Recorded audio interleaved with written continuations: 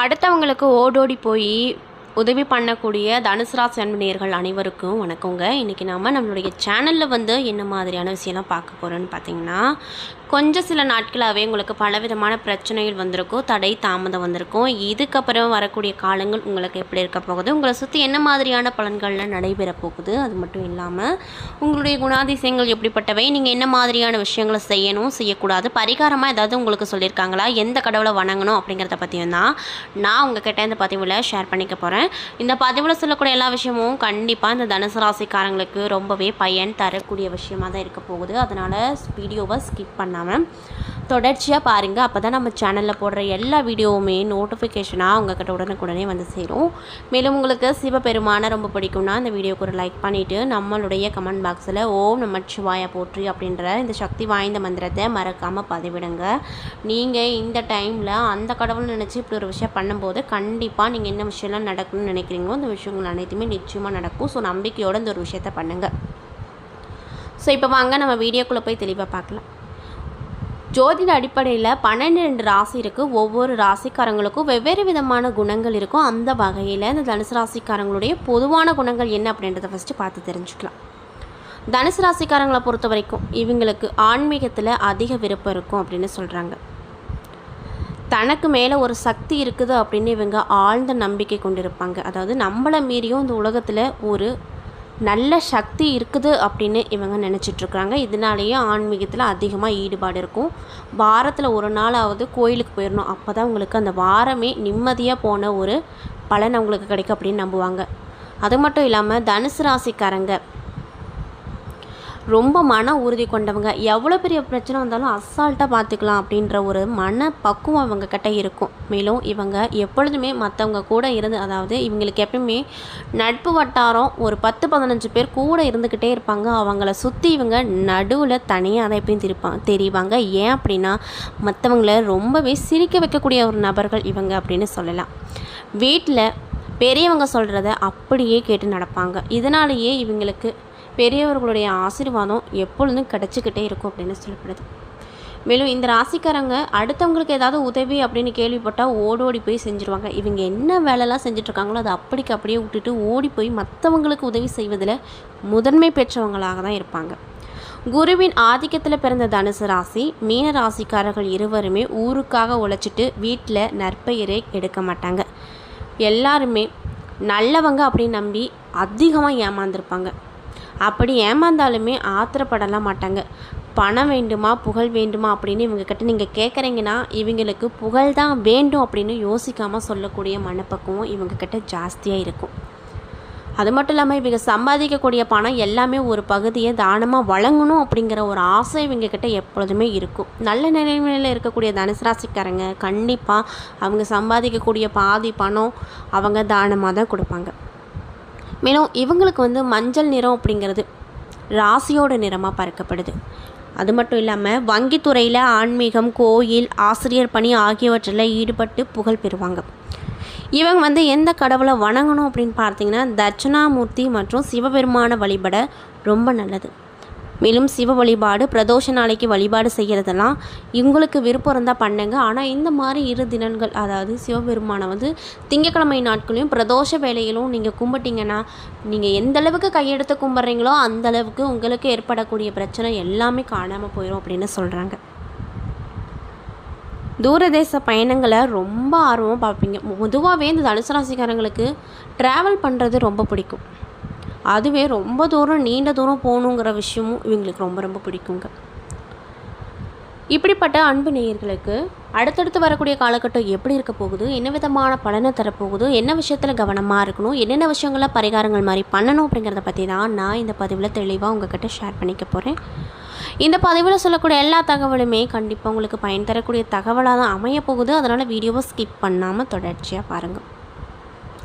அது மட்டும் இல்லாமல் இந்த பதிவை தனுசு ராசிக்காரங்க பார்க்குறீங்கன்னா நான் சொன்ன விஷயம்லாம் உங்களுக்கு கரெக்டாக இருந்துச்சு அப்படின்னா நம்மளுடைய கமெண்ட் பாக்ஸில் உண்மை அப்படின்னு சொல்லி மறக்காமல் பதிவிடுங்க. ஸோ இப்போ வாங்க நம்ம வீடியோக்குள்ளே போய் தெளிவாக பார்த்து தெரிஞ்சுக்கலாம். உங்களுக்கு இந்த காலகட்டத்தில் நீங்கள் எதிர்பார்த்து காத்திருக்கீங்க, அதாவது ஒரு பண விஷயத்தில் காத்திருக்கீங்கன்னா கண்டிப்பாக அந்த பண வரவு கிடைக்கும். பண வரவுலையும் எந்த ஒரு குறையுமே உங்களுக்கு இந்த காலகட்டத்தில் இருக்காது. குடும்ப சூழ்நிலையை பொறுத்த வரைக்கும் உங்களுக்கு இந்த காலகட்டம் எப்படி இருக்குன்னு பார்த்தீங்கன்னா, மகிழ்ச்சியும் உற்சாகத்தையும் அதிகமாக தரக்கூடிய காலகட்டமாக அமைஞ்சிருக்கு. இன்னும் சிலருக்கு எதிர்பாராத செலவுகள் ஏற்படக்கூடும் அப்படின்றதுனால உங்கள் கையில் எப்பொழுதுமே பணம் வச்சுட்டே இருக்கிறது ரொம்ப நல்லது. மேலும் உங்கள் உடன் பிறந்த சகோதரர் வகையில் தேவையற்ற சில பிரச்சனைகள் ஏற்பட்டு மனதை சஞ்சலப்படுத்தும்.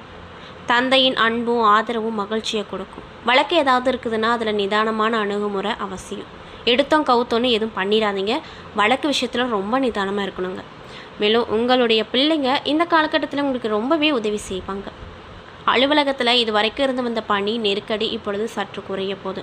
அதனால் மனதில் உற்சாகம் கிடைக்கும். வேலைக்கு முயற்சி செய்தவர்களுக்கு நல்ல பதில் கிடைக்க போகுது.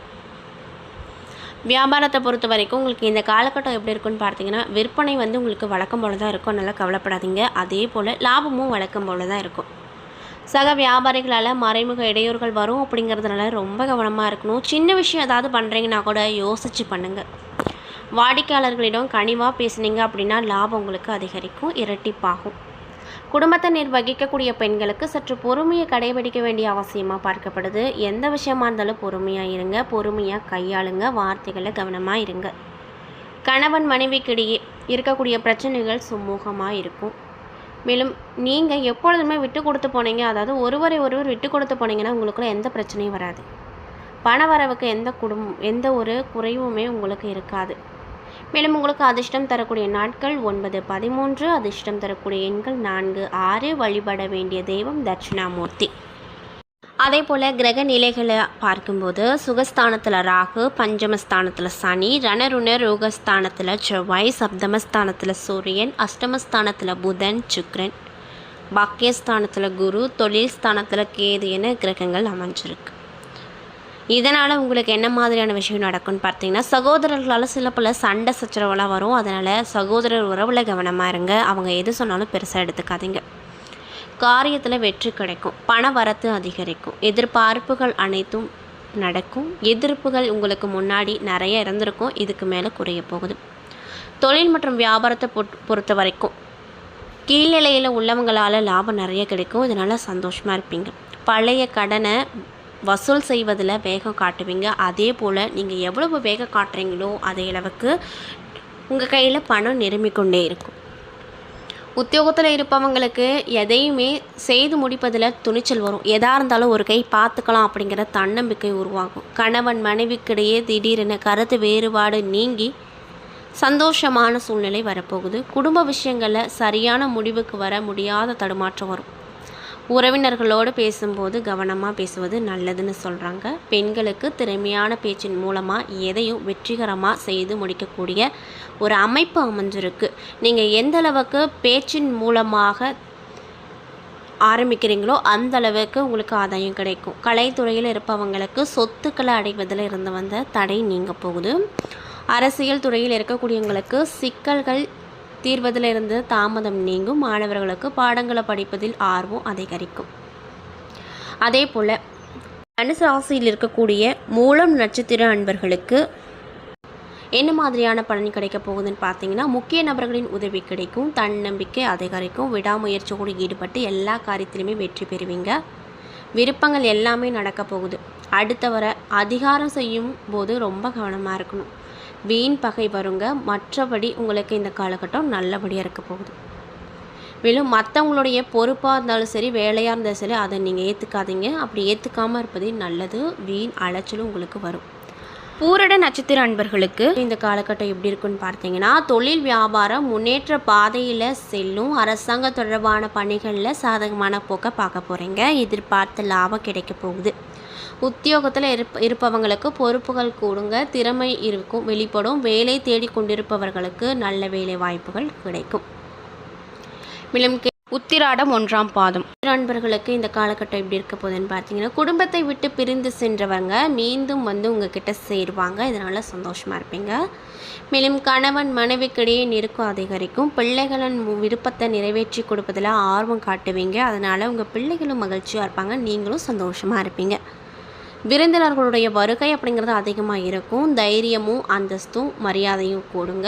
விடாமுயற்சியால் காரியங்கள் எல்லாத்துலேயுமே சாதகமான பலனை பெறுவீங்க. பணவரத்து திருப்தியை கொடுக்கும்.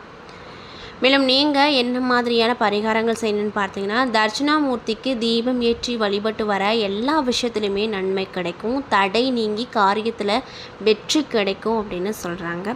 புதிய தொழில் தொடங்குறீங்க, அதில் தடை மேலே தடை வருது, இல்லை புதுசாக ஏதாவது விஷயம் பண்ணுறீங்க அதுலேயும் தடை வருது அப்படின்னு நீங்கள் நினச்சிங்கன்னா, கண்டிப்பாக தட்சிணாமூர்த்தியை நினச்சி தீபம் ஏற்றிட்டு வாங்க. கண்டிப்பாக நல்ல பலனே உங்களுக்கு கிடைக்கும்.